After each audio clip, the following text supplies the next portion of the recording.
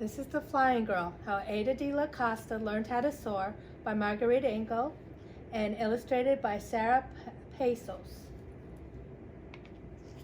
The Flying Girl.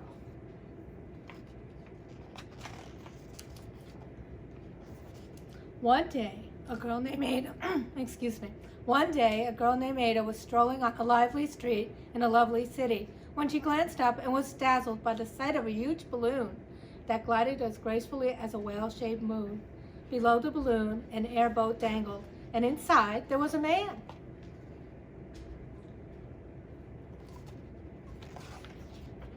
"If that man can fly, so can I," cried Ada. "All I need are some lessons and a chance to try." Ada's mother scolded. "No, no, no, silly girl, don't be so bold. No one will ever marry a girl who dares to fly."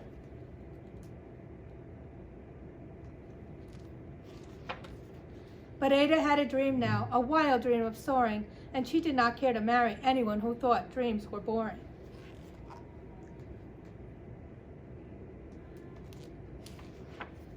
So Ada asked the man to teach her the art of airmanship flight.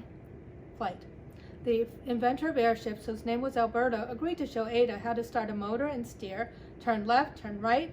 Lessons on the ground were not easy, but Ada worked hard and soon learned how to pull this lever, tug that rope, drop the ballast, and believe, practice, and hope.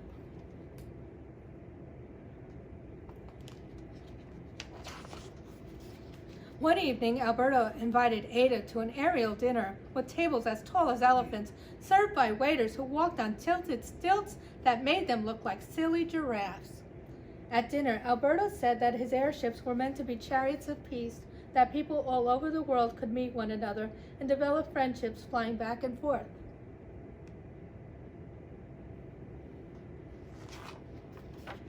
When Alberto invited Ada to ride while he drove in the airship, she cried, "No, no, no, I will not be a passenger. I only want to be the pilot." Alberto was amazed. Ada was just a teenager, and no woman or girl had ever flown before. No one had believed Alberto's wild dream of motorized flight would come true either, not until he invented his airship. So Alberto realized that if he could fly, Ada could too. All she needed was courage and a chance to try.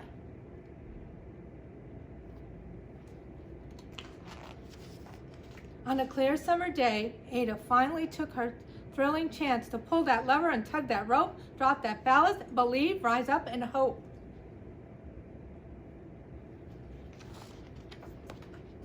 Like a whale-shaped moon, the airship, the enormous balloon, soared over the busy city and out to the countryside. It sailed over the green farms and the cows and the sheep, high above the heads of the excited children who cried out, "Look, look, it's a girl and she's flying!" From her dangling airboat, Ada smiled down at the children, but then she frowned at Alberto, who was on the road far below. Frantically pedaling his bicycle and waving a handkerchief, he tried to show her which way to go, even though she already told him that she did not need help because she had practiced. Alberto got tangled in the thicket of the trees and fell far behind. Ada kept flying high above the roads and the rivers, completely alone, truly free, until finally she reached her destination, a green field where swift polo ponies twirled and leaped like dancers.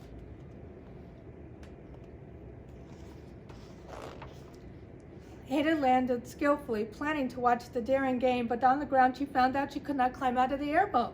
Her dress was too fancy, her skirt was too tight. She wiggled while the children giggled, until in the end some helpful men had to tip the boat sideways so she could glide out, almost gracefully, without too much bumping and toppling tumble.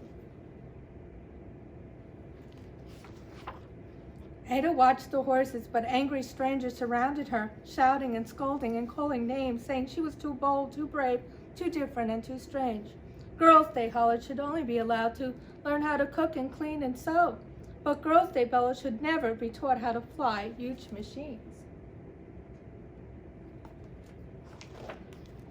But then Alberto finally caught up with her, still pedaling his bicycle, eager to cheer her. "You did it," he shouted. "You flew. You're a hero. Such a brave inspiration for all the girls of the world."